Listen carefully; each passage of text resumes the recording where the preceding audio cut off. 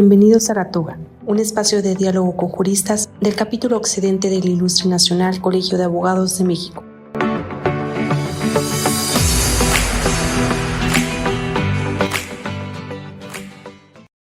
Bienvenidos al programa La Toga, Diálogo con Juristas, un programa del Ilustre y Nacional Colegio de Abogados de México, producido por el capítulo Occidente. Hoy tenemos la alegría de recibir al doctor Ernesto López Acosta, quien además de ser secretario de la Junta Directiva de nuestro capítulo, también es el coordinador de la Comisión de Incidencia Pública y además un personaje en el mundo del derecho y un gran promotor de la justicia digital, un verdadero activista de la justicia digital, y pues tendremos la ocasión y el privilegio de platicar con él. Bienvenido, Ernesto. Presidente, muchas gracias. Gracias por la invitación. Contento. Ernesto, siempre queremos hacer un reconocimiento a los que han alcanzado el mayor grado en sus estudios. Es algo que es muy meritorio y que será que el 1% de la población, o no sé qué porcentaje de la población, o menos alcanzan ese grado. Así que siempre es un reconocimiento, y es tu caso. Tú el año pasado obtuviste el grado de doctor, tu tesis Rebus Sic Stantibus, la teoría de la imprevisión, muy relevante, muy importante. Tuve la oportunidad de ser testigo de tu examen y de tu defensa, y quisiera que nos platicaras de este tema. ¿Por qué te apasionó y cuál es tu propuesta? Gracias. Sí, cursé el doctorado, sí, le eché galleta a la tesis para que quedara aprobada. A pregunta expresa, ¿por qué ese tema y por qué me apasionó? La respuesta fácil fue una tesis COVID.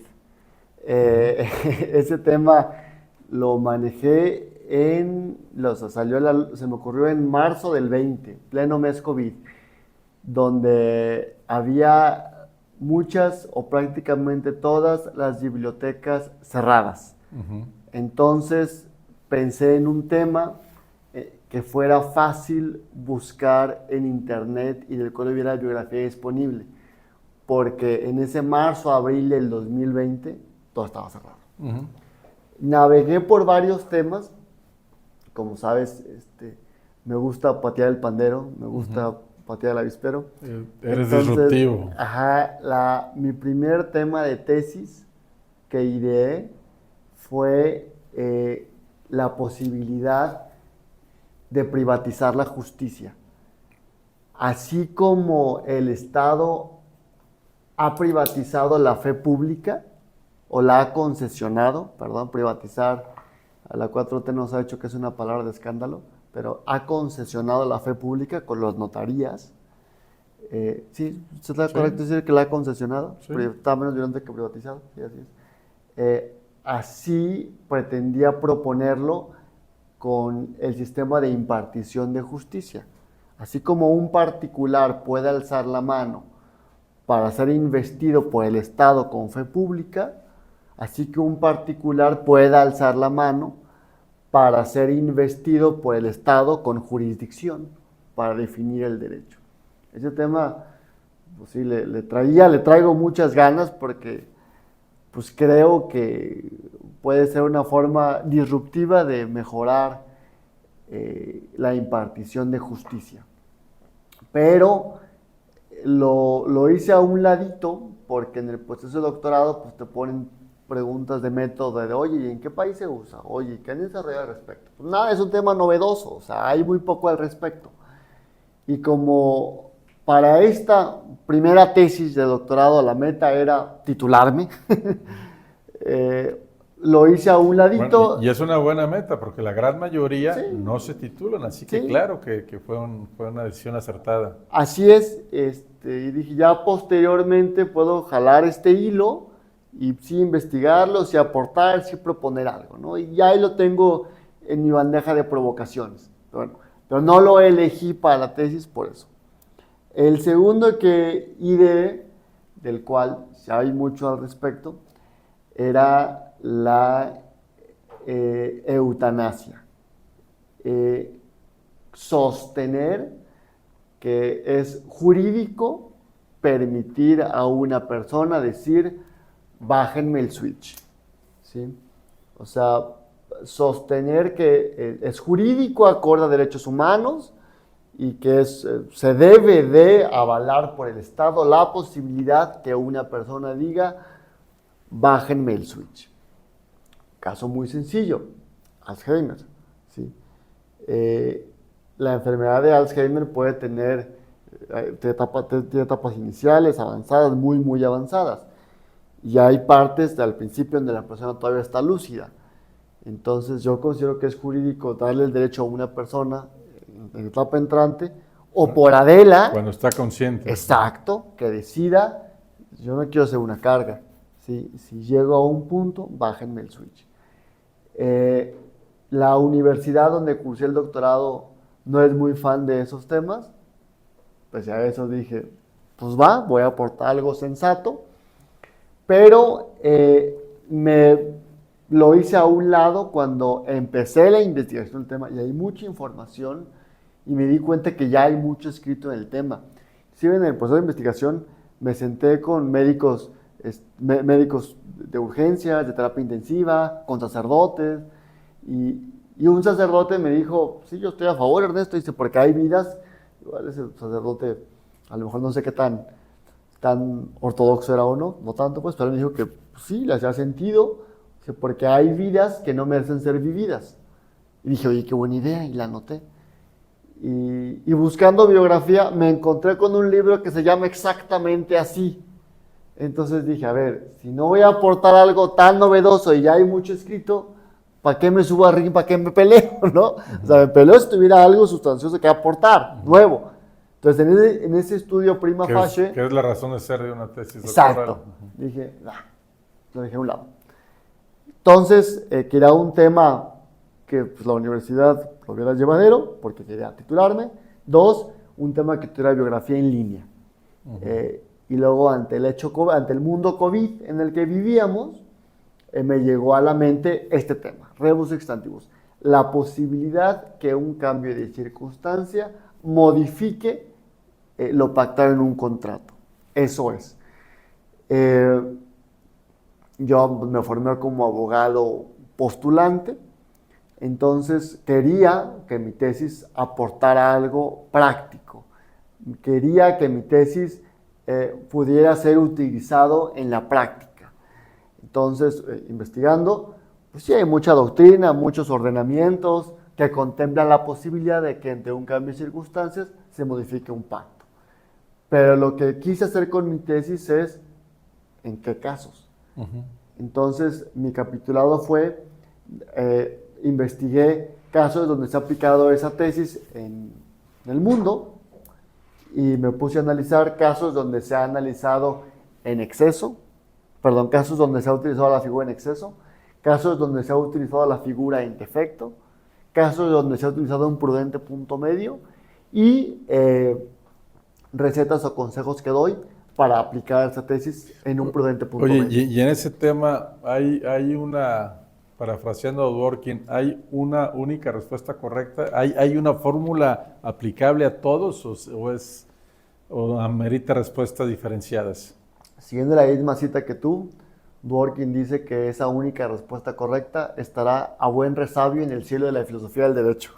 Entonces, no le podemos llegar a los mortales. Claro, no hay Hércules. No, estamos lejos de eso. A mis alumnos les doy muchas definiciones de derecho, muchas. Una de esas es la fórmula menos mala para evitar problemas. La fórmula menos mala para seguir vivos. ¿Sí? Entonces, lo que yo aporto en esa tesis de cómo considero que se debe interpretar la teoría de la imprevisión es lo que yo considero la fórmula menos mala para sobrellevar ante un caos. La fórmula menos mala para salir avantes si llega una calamidad que no debía venir. Entonces, lo que yo propongo en esa tesis es lo que yo considero que es la fórmula menos mala. ¿Y cuál es esa fórmula? La fórmula menos mala es esa. Pero obviamente estoy consciente que a lo mejor el día de mañana alguien me podrá hacer ver que hay una fórmula mejor o hay una fórmula menos mala, o yo mismo cambio de opinión. Estoy consciente de eso. La fórmula menos mala es, porque rebus sic stantibus es ante un cambio de circunstancias que modifique la base sobre la cual se celebró el contrato, se debe de modificar el contrato para evitar una excesiva onerosidad. Eso es, ¿no? Ujú. Pues va, está padre. Pero, Sobrevenida. Ajá, sobrevenida. Tienes razón. Ante un cambio de circunstancias sobrevenido, que modifique las bases del contrato, es jurídico modificar lo pactado para evitar que alguien padezca una excesiva onerosidad. Pero, ¿cómo definimos una calamidad que no debe ya venir? Ujú. Puede ser una crisis económica, puede ser un deslave, puede ser inundación, puede ser un bicho, COVID. Allí es donde Un cambio de gobierno radical. Un que cambio cambie de las gobierno. circunstancias económicas por nerviosismo. Exacto. Entonces analizo casos donde eso se ha usado en extremo, en defecto, y propongo lo que yo considero un punto medio. Entonces la fórmula que yo aporto es ese cambio sobrevenido que puede dar pie a modificar el contrato, es un cambio que no era razonable prever acorde a las variables que de ordinario afectan en el entorno. Ujú. Así, ¿sí? Entonces, Pues el primer tema es la razonabilidad de la prevención. sí, ahora, y razonabilidad es una palabra de la que soy súper fan, pero es una expresión muy gris. ¿Qué es razonable? ¿Qué sí, qué no? ¿Qué es razonable? ¿No? La definición más cómoda de qué es razonable es pues, lo usual, lo que acorde a una X conjunto de percepciones, lo que acorde a una X cultura es ordinario o es usual. Ujú. ¿Sí? Hay muchas definiciones, pero no habrá definición que deje de ser gris. Entonces, gris, digo, gaseoso. Sabater dice que lo racional tiene que ver con la verdad o con el uso de la razón para que algo funcione. Es razonable que el agua esté embotellada para que puedas beberla como en este momento, y que lo razonable tiene que ver con la relación con los demás. Entonces, Sí. lo que es razonable es que es un concepto que él maneja como una cuestión de sociedad, de relación. Entonces, es razonable que el agua se embotelle, es racional que el agua esté embotellada para que se pueda disfrutar, se pueda beber, pero no sería razonable que estuviera prohibido o estuviera acaparada o porque entonces estás evitando el consumo por otras personas.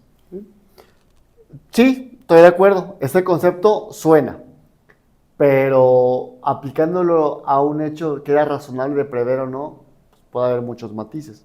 Por ejemplo, hoy es 4 de junio. Hubo elecciones en este país el 2 de junio. Uh-huh. Ayer, lunes 3 de junio, fue nota hoy fue nota que pasó ayer, que la Bolsa Mexicana de Valores tuvo una pérdida importante. Uh-huh. Así fue. ¿Sí? E inclusive la Bolsa Viva suspendió la cotización por la caída. Así fue, ¿no? Es cuestión fáctica. Hasta ahí estamos. Supongamos que esa caída, se desencadena, o sea, siga la cadenita y se llegue a una crisis económica que pinte. Uh-huh. ¿Sí? Pues ahorita decían, oye, o sea, si ya todo el mundo veía venir las encuestas que iba a ganar Sheinbaum, uh-huh, ¿por qué pasó esto? La respuesta es, pues sí, pero no debería venir que fueran a tener mayoría calificada. ¿Sí? Y llega una... Pero como es que tan razonable es exacto, prever eso, ¿no? Exacto. Oye, fíjate que si hablamos 70s y 80s, era previsible que cada cambio de sexenio hubiera una devaluación del 100%. Sí. Entonces, que alguien dijera que no se había previsto una devaluación del peso frente al dólar en esos tiempos de esa magnitud, pues no era razonable que no lo previeras. Por eso el famoso error de diciembre del 94, 6 de diciembre del 94, pues por eso le llaman error, porque ahí sí no se preveía, la economía estaba razonablemente ordenada y regulada y pues no se preveía lo que sucedió, ¿no? Estoy de acuerdo, comparto. Por eso, así yo sostendría que si este tema de la mayoría calificada del partido oficial que parece que va a tener genera una crisis de dimensiones significativas, yo considero que esa sola crisis no será un hecho que era imposible de prever. Oye, sabemos que iba a ganar Sheinbaum, pero no la mayoría calificada. Pero podía pasar, o sea, no era tan desorbitado. Oye, y en ese casuístico podría ser razonable, nuevamente utilizando sus palabras, pensar en una posibilidad real de que gane la elección Trump. Y si él en su discurso hablara, creo que no lo ha hecho así de manera tajante, pero hablara en una renegociación y muy restrictiva y muy perjudicial a México del TEMEC, pues entonces no se podría alegar que era imposible de prever. Era imposible de prever, porque es un hecho posible. Totalmente. Esperamos que no sea el caso, pero posible que gane Donald Trump. Y que si llega va a poner eso. No puedes decir, yo hice mis inversiones, mis contratos, mis negociaciones, o como ahora la gente que invierte en berries, que dicen afectados por el tipo de cambio, pues también son cuestiones que no podemos decir que no estaba. Es parte de la lea normal que el tipo de cambio vaya y venga, pero por ejemplo, una cosa que la analicé en la tesis que pasó en Argentina y digo, ahí sí puede generar, justificar un justificar el rebus sic stantibus, que llegue la presidenta el 1 de diciembre y en medio del caos diga, a la fregada, nos están saqueando, nadie saca de cajeros automáticos más de 5,000 pesos diarios. Wow. Claro. Una cosa así de abrupta. El corralito que pasó. Exacto. Eso pasó en Argentina en el 2000, me parece. No, por ahí, creo que fue el 2000, mordiendo ese año. Algo así, que sí es abrupto, que sí no se veía venir, sí puede generar un cambio de circunstancias. Sí, igual, lo del COVID, obviamente también. Pero la otra moneda puede decir, oye, pero a ver, fue la influencia en el 2012, ya había un bicho así, pero no de esas dimensiones tan letales. La viste en China y tú seguiste contratando como si nada y ahí venía. Bueno, pero ok, en China empezamos a ver de China en diciembre del 19. Pon tú que ya lo mejor. Pero luego en Venecia, posteriormente, y no la sentimos inminente. Y en febrero del 20, sí, habrá que ver cuándo se contrató. Si la contratación fue para diciembre del 19, enero del 20, pues ya ha estado subiendo el agua a las enaguas. Pero antes de diciembre del 19, pues ni cómo saberlo.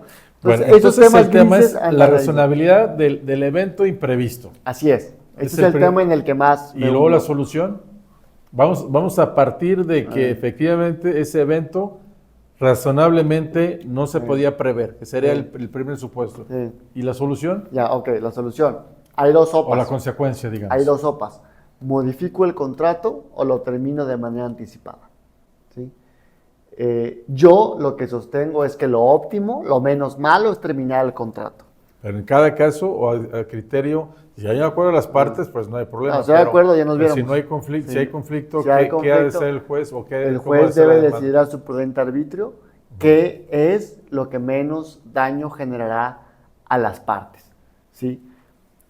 Y yo sostengo que se debe de preferir terminar el contrato. Yo lo sostengo. ¿Sí? En el examen llevar a gente de tractores. Oye, el principio de conservación de los contratos.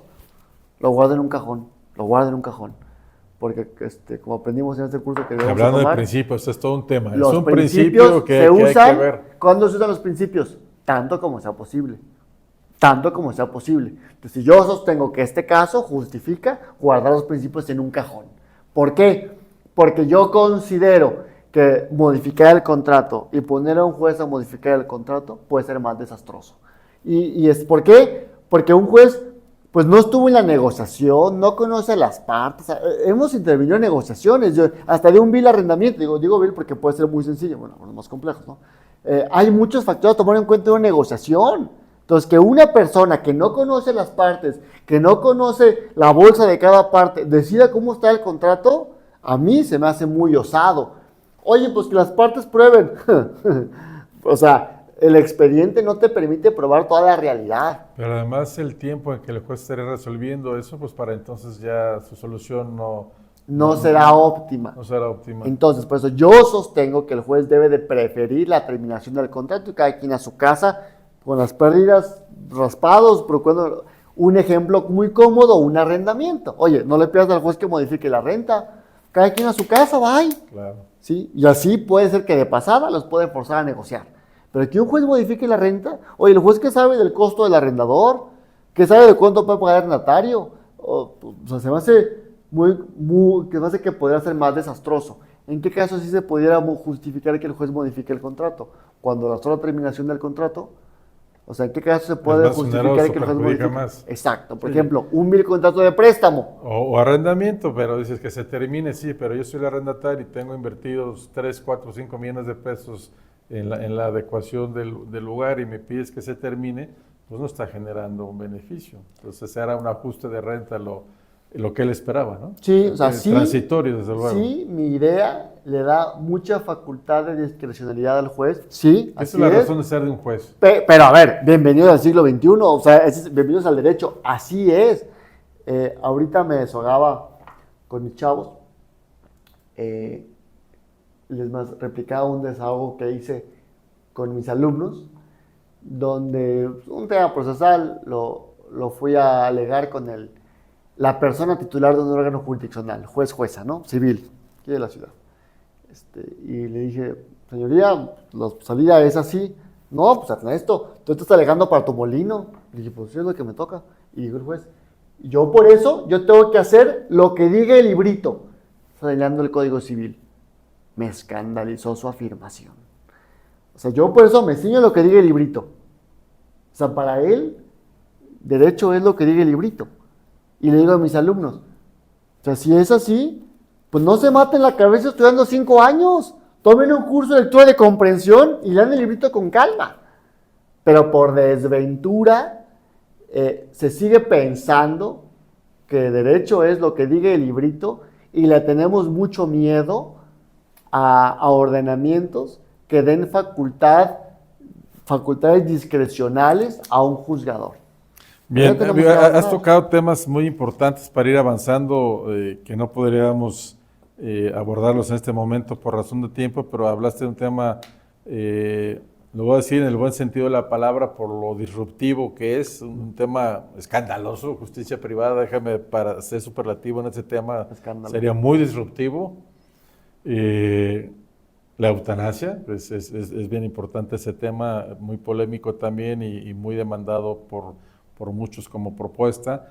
La rebus sic stantibus, que lo interesante es que cuando presentas tu tesis, estábamos en una función justamente de su aplicación, de demandar su aplicación, ¿sí? y de que los jueces tuvieran que resolverlo. Esa defensa fue en febrero del 23. Así es, a mí me tocó estudiar esa figura y escuchar en los 80s, más cercano a los 90s, que se señalaba que Jalisco era pionero en la teoría de la imprevisión, era el primer código que, bueno, pionero legislativamente, sí. era el con las patas, para estar regulado. Pero en el código del 36, del Código Civil 36, ya estaba previsto la teoría de la imprevisión, era el único código civil del país que lo señalaba, que desde luego no es una invención jalisciense, sino como bien lo señalas, este principio rebus sic stantibus, pues es del derecho romano clásico, pero pues lo veíamos como una institución que ahí estaba y que, pues qué bueno que no tenía la imprevisión.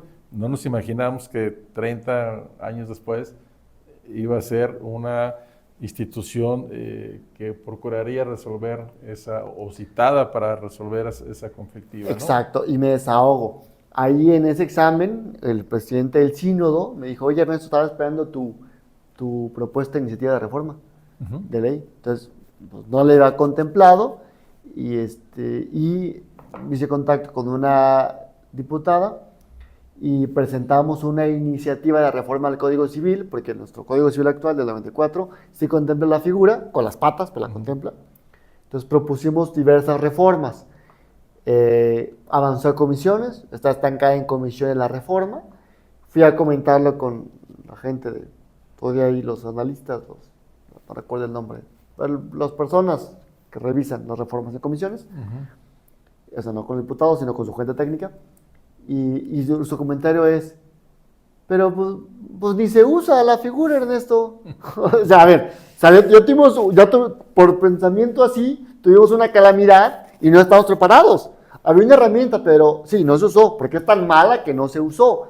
Entonces, seguimos... Pero yo no diría que no se usó porque se invocó mucho y se argumentó mucho en tribunales. Pues, ok, sí se argumentó la figura, pero no los artículos que regulan esa figura. Pues para la figura como tal sí es necesaria, que es lo importante. Estoy de acuerdo, pero los artículos que yo pretendía reformar, ni se usaron. Pues no, pues son tan malos que ni se pueden invocar. Entonces, pero pues ni se va a usar. Pues pensamiento así, nos llegó el COVID y no estábamos listos, ¿no? Pero bueno, ese pensamiento pues vuelve retador a actualizar el ordenamiento jurídico. Sí, desde luego. Oye, y un tema que fuiste también eres muy activo, muy proactivo en el tema, es de la justicia digital. Platícanos de todo este tema, esa historia, este proyecto, esa convicción, ese impulso que has dado a la justicia digital. Triste. Sí, se logró que en Jalisco, suena súper eslogan, ¿no? Que en Jalisco fuera realidad la justicia digital, ¿sí? Pero fuiste un actor relevante, sí, una demanda de amparo, así es. Una sentencia protectora. Sí, estuvimos ahí friegue, contribuyendo a lograr que se diera ese primer paso. Esta aventura inició... Gracias al interés legítimo, ese avance en materia de amparo, ¿no? Sí, esta aventura inició en COVID, en junio del 20. Para junio del 20 llevábamos con tribunales cerrados, abril, mayo, junio, 3 meses con tribunales cerrados. Absolutamente cerrados, exacto. Claro. De motu propio, tuve acercamientos con... Incluso los tribunales federales en materia de amparo, una violación total o una desprotección total a los derechos fundamentales. Atroz. Con los tomadores de decisiones, ahí tienen en mente que era jurídico lo que estaban haciendo, porque me dijo uno de los tomadores de decisiones, no soy responsable, Ernesto, porque no voy a afectar la salud, el derecho a la salud. Pero no se contempló la posibilidad de que los derechos coexistieran. O sea, de que hubiera una forma donde por el acceso a la justicia, el derecho a la salud no se hiciera a un lado, pero sí se acomodara.